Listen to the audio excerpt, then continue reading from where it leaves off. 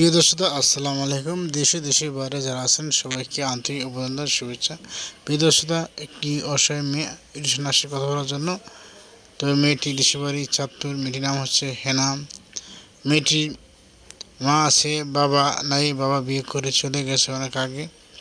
তো খুব কষ্ট করে আসে টিউশনে কথা বলার জন্য। তো মেয়েটি চেষ্টা করছে আমার সাথে কথা বলার জন্য। মেয়েটি আজকে আমাকে ফোন দিয়ে কথা বলো, ভাই আপনাদের সাংবাদিক মানুষ, আমার জীবনের কথা তুলে ধরুন।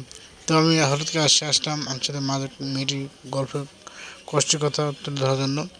তো মেয়েটি খুব কষ্টে পড়ে আসছে। তো মেয়েটি অনেক কষ্ট চলতেছে বর্তমানে। ছোটো থেকে বাবা চলে গেছে, মা বাসা থাকে, মা কাজকাম বেশি করতে পারে, অসুস্থ। তো মেয়েটি কাজকাম করে, মেয়েটি টেলিমেশিন কাজ করে। মেয়েটির বাড়ি থেকে প্রায় আধা কিলো রাস্তা দূরে। সেখানে মেয়ে সকালবেলা হেঁটে যায়, আবার বিকাল 4টার সময় কাজ করে আসে বাসায়।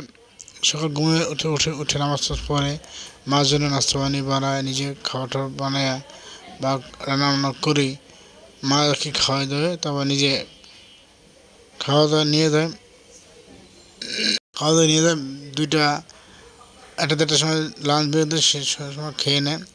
খেয়ে আবার কাজ করে 5টা সময় কাজ করে বাসায় আসে। বাসায় এসে আমার মার সাথে মার কি না লাগে, মার ওষুধ পানি লাগে, এগুলি সব দেয় পরে কাজ করে। আবার সন্ধ্যার পর আবার বাচ্চা আছে, সুস্থ বাচ্চা আছে, ওদেরকে পড়াশোনা করায়। দেখা যায় ওখানে আবার কিছু টাকা পয়সা পাওয়া হয়। মেয়ের বেশি পড়াশোনা করতে পারে না ভাই, আবৃত্তি পড়াশোনা করছে। পড়াশোনা করতে কি করছে, নামাজ এগুলো ভালো পড়ে। তো বাচ্চাদের একটু আরবি পড়ালেখা করে মেয়েটি।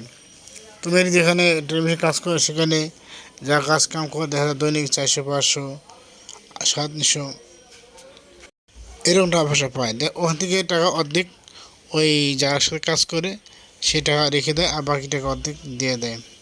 দেখা যায় আরও মেয়েরা আছে, তারা একই কাজ করে, ওরাও এও টাকা নেয়। কারণ ওর তো কিছু নাই, ও তো যা সেলাই মেশিন কাজ করে। আর যা সেলাই মেশিন, সে তার মেশিন আছে, তার খাবার, তার অনেক কিছু দন ভাড়া সব দিয়ে চলতে হয়। এই জন্য ওদেরকে অর্ধেক 50 টাকা পয়সা দেয়। এই টাকা দিয়ে মাসে দেখা যায় 4-5 হাজার টাকা হয়। আবার যেখানে বাচ্চা পড়াশোনা করে সেখানে আবার 1-1.5 টাকা হয়। এই টাকা দিয়ে মেয়েটির বাসা ভাড়া, নিজের খরচ, মার ওষুধ পানি এগুলা খরচ বহন করে। তো অনেক কষ্ট করে চলতেছে এখন বর্তমানে। মেয়েটির বয়স 17-18 বছর চলতেছে। মেয়েটির বয়স হয়ে গেছে, বিয়ের বয়স হয়ে গেছে। কারণ মেয়েটি একজন ভালো মনে মানুষ চায়, বিয়ে করবেন একজন ভালো প্রকৃত মানুষ হলে মেয়েটি বিয়ে করবে। মেয়েটি 5 নামাজ পড়ে চায়, একজন 5 নামাজ পড়ে একজন ভালো মানুষ চায়। সে জীবন হোক কালো বা ফর্সা বা বেশি বয়স হোক, সমস্যা নাই।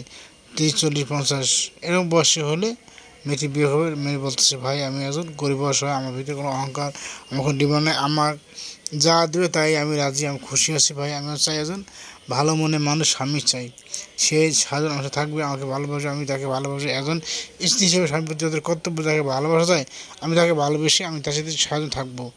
আমার বাবা চলে গেছে, আমি বাবার আদরে তার বাবা মাকে আমি তাদের সাহায্য করবো। আমি চাই একজন ভালো মনে মানুষ সাহায্য তাদের সাহায্য। আমার কোনো চাওয়া পাওয়া নাই, আমার এরকম একটা আশা ভরসা। আমি চাই একজন দুপুরে ভাত খাওয়ার জন্য, একজন ডাল ভাত দিলে আমি চলবে। আমি আর কিছু চাওয়া নেই, আমাকে চাওয়া পাওয়া নাই। আমি চাই একজন ভালো মনে মানুষ, সে যেমন হোক, খারাপ সমস্যা নাই, আমি ভালো মানুষ চাই।